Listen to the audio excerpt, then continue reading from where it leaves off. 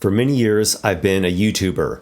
D&D, RPGs, fantasy. That's been my thing. That's become my work. And even though I've developed a lot as a YouTuber, as a writer, as a game master, and as an RPG creator, but all this time, there's something that I have been avoiding out of my own fears, anxieties, insecurities, limiting perceptions, and that is actually going out publicly, running games for strangers, or going to gaming conventions to publicly promote my work. This has become a major point of, honestly, shame and pain for me, because here I am talking a big talk on my YouTube channel and running these really cool adventures and campaigns from the comfort zone of my own house or the internet, but I'm just this dude in his house. I can make these critiques of Wizards of the Coast and of other people's products, but I can't even actually go out in public to promote my own stuff. And I hate that. I hate that I'm limited in this way. I hate that I'm scared of it.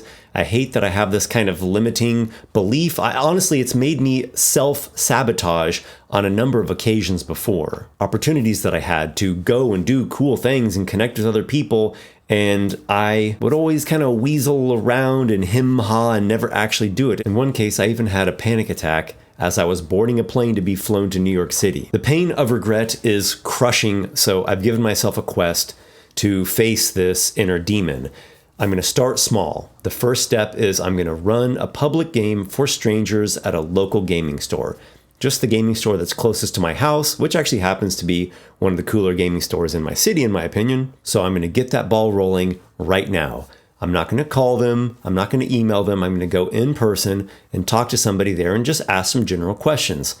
How could I run a D&D game here? How could I promote it? What's the scheduling look like? Just some very basic, simple questions. Probably won't even take that long. I'm going to set a tentative date for this game on my calendar already. I don't know exactly what the adventure is going to be. I'll probably link it with Gauntlet Runner. That might be a cool idea to make it a Gauntlet Runner type dungeon, and then I could also maybe include that as a reward for early backers. There's still a lot that I'll have to develop and flesh out, but I don't want to sit here just thinking about it. I want to act and do and actually get the ball rolling. So here I go. Going to go to the gaming store. I don't really have a good setup to do recording outside of my office, so I'll just have to make do with my phone, I suppose, to catch some like in the field footage. So I'll splice that in here and just kind of make the best out of it. All right, so I've arrived here at the game shop. I'm going to go inside and talk to them, ask a few questions, and get this ball rolling. So let's see what they have to say. All right, so just got out of the game shop, and that was pretty good and actually pretty informative. I talked to a nice young lady there, and she actually is handling the social media side of the game shop as well. So it was like the perfect person to talk to. And I was thinking I would be like posting announcement on the corkboard up there. And she said, no, they actually do that all digital, and they do that through their Facebook and their Discord. She also said that they are in the Wizards of the Coast network, like the official Play network for, stores that connect with Wizards of the Coast distributors. And she said there's this higher level that they're trying to get to. There's this like premium level of the Wizards of the Coast network. But to get to that level, you have to meet standards. And one of their standards is they don't like you having cork boards with papers or flyers pinned in them or taped in them. And they have all these particular checklists of compliance standards that you have to meet in order to level up in the Wizards of the Coast network and reach this premium status. And I asked her a few questions about, that process and what she thought about it and how she felt. And she seemed actually pretty positive overall. She seemed to be taking it as like a healthy business challenge of getting their business to the next level. And there's a sense of upgrading or becoming like a better store. So I could see that positive side, and I could relate to that some because I'm trying to level up as well. Though I did chafe a little bit at the thought of Wizards of the Coast saying that you can't have a cork board with flyers pinned into it in your game store. But my visit here at the shop was very helpful, and I would say overall positive. I am excited. Not going to lie, a little bit nervous, but I want to do this. This is going to be a really fast update. It's a Saturday morning. I'm a little bit under the weather. I don't even feel like recording a video right now. But I just got mentioned or tagged on X by this fellow here Actually, I don't know his name, but Familiar Evils is his YouTube channel. And he made a reaction video to my video where I initially posted that I've been avoiding something, that I've been hiding something that's become a source of shame for me, which is that I've been avoiding the in-person aspect of being a creator, of being involved in RPGs. I've just been this guy at his house, this guy online. It's an anxiety issue, it's a fear-based issue, it's an insecurity, it's all those sorts of things. And over the past few months, some different people have been making YouTube videos that analyze or critique my videos or my content or talk about me. And it's weird to me still. It's very weird to me still. It's very different. I remember once I saw an interview with Johnny Depp and he mentioned how he doesn't watch his own movies. And everyone thought that was so strange and shocking. And even I was surprised. I'm like, why? Why wouldn't you watch your movies? You have some great movies, man. But now I understand why. I'm getting this like tiny little glimpse into that. I'm sure some people can get used to it. Maybe I will get used to it at some point, but at least at the beginning, it's really weird to see other people like putting up your face and referring to you specifically. And sometimes they can critique you or criticize you very harshly. This gentleman here is not being like negative like that. He starts off his video kind of roasting me and heckling me because I was, I suppose, a bit too dramatic about this topic. It's hard for me to say because from the outside, right, from the perspective of somebody looking in, this might look like it's not that big of a deal or I'm being overly dramatic. But for me personally, or really for anyone who suffers from a psychological issue, a psychological challenge like anxiety, fear, insecurity, imposter syndrome, I guess as some people call it nowadays, you really feel pain and shame and suffering inside. And let's just say it can really suck. But as I said in my video, it really struck me that the way forward, the way to get through this is to face it out in the open and publicly talk about it and call upon other people to hold me accountable, which in a way that's what this fellow is doing here. I apologize. I don't know your name, Familiar Evils. I hope you don't seem to be actually evil. I hope you're not. And in the video, he gives me some tips about using vinyl battle mats and big like post-it gridded sheets, which I have been doing for many, many, many years. But just a good, simple kind of, basic GM tip that, it's a fundamental that I think all GMs should pick up. Those are some great tools to have in your toolbox. And then the latter part of the video is basically him giving a vote of confidence, giving me encouragement. So I really appreciate that. This helps. This is like, I'm encountering some kind of character along the way on this path, right? We're all characters in this story, and I've encountered a character along the way who's, showing me like, here's a tool to help you on your journey and giving like a piece of advice or some kind of encouragement boost to aid in this process. So I really appreciate that. In terms of what the actual adventure is going to be, I'm still just in a conceptualizing phase right now, have some loose ideas. Nothing has quite struck me yet, but I'm sure it will soon enough. And I'm really liking the Gauntlet Runner style of dungeons right now, where they're more focused. It's a focused dungeon. It's very dynamic. It's very challenging. Makes people pay attention more. It puts more like energy and it's lively. All right, so that's just a quick update that I have for now, and I'll make another one at some point when there's something noteworthy to talk about. So thanks everyone, and I'll see you soon. All right, I'm just 1 week out from the date of my adventure for running my first public game for strangers. And I've been doing a lot of like drafting and brainstorming.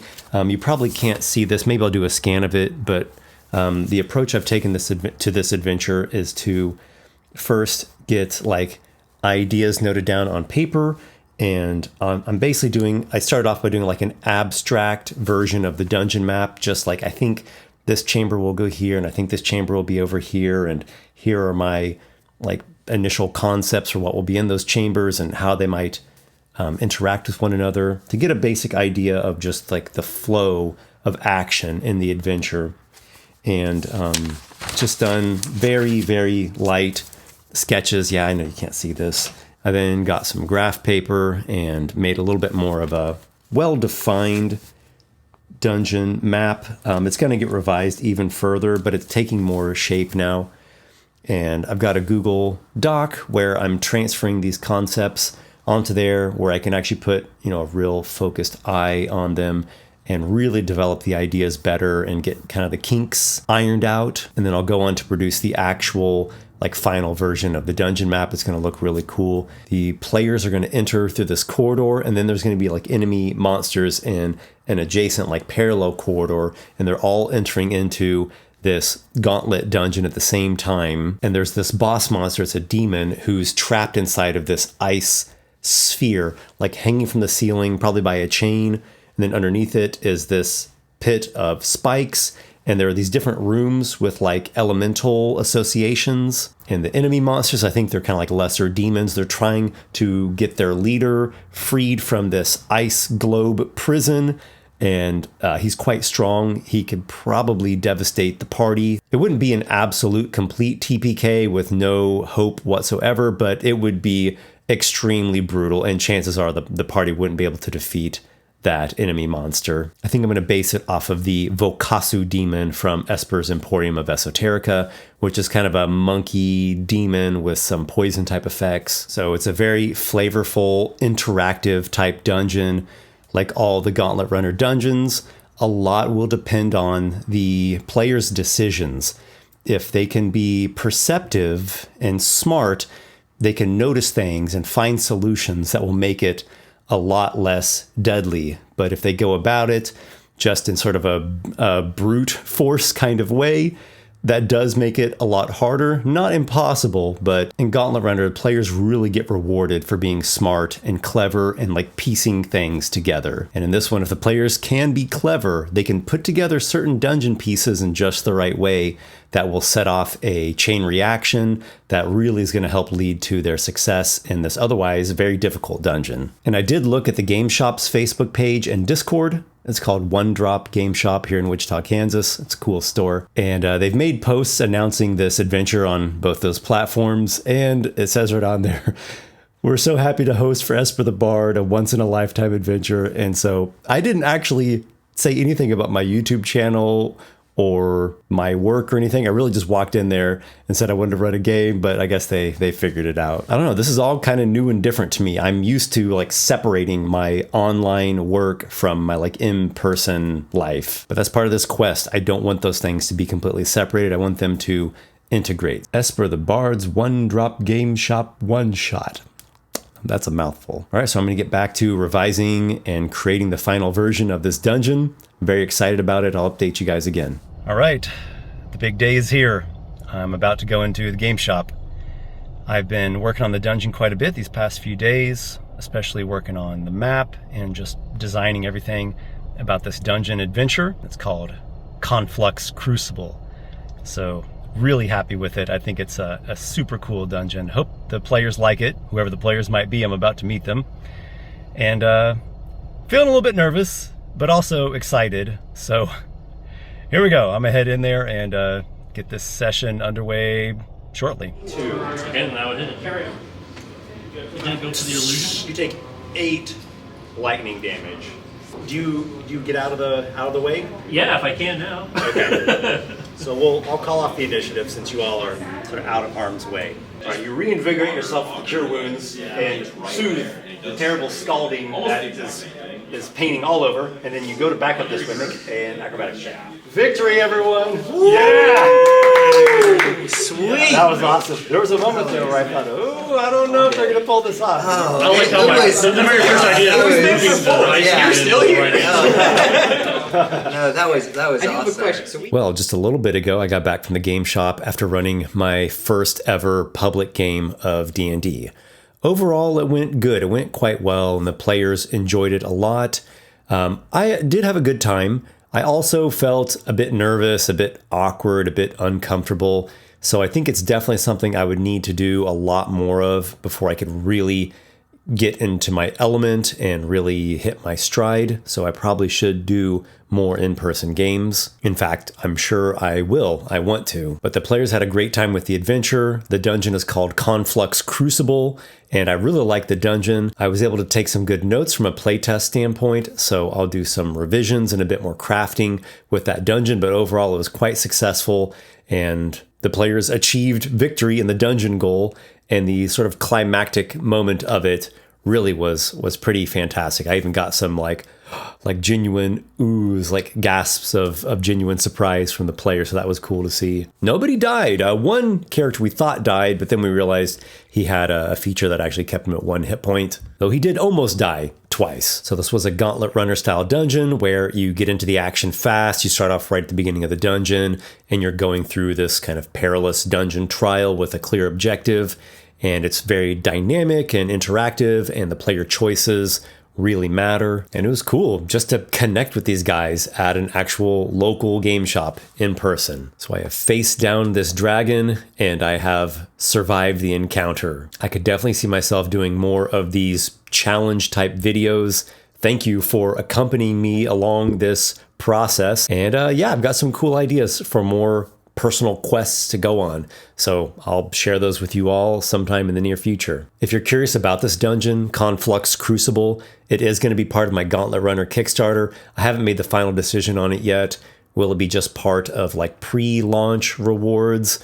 Will it be in the actual book? Both? I'm not quite sure, but I do want it to be involved in some kind of way because it's quite an interesting dungeon. Basically, the characters have 2 hours to find a way to destroy this demon called Noxious Narthuza, who is this kind of ape demon with all these different poisons and toxins, and she begins actually trapped inside of this ice prison, like a giant cube of ice, and after 2 hours, the ice is going to melt away and she'll break free, and she's quite strong compared to the party, but if the characters are resourceful and clever, they can find a way to destroy her without getting themselves just completely wiped out. All right, well, I feel this is a chapter wrapped up. I'm glad that I faced this. And now I'll be on to my next challenge, whatever that may be. Thanks, guys, and may your adventures be many.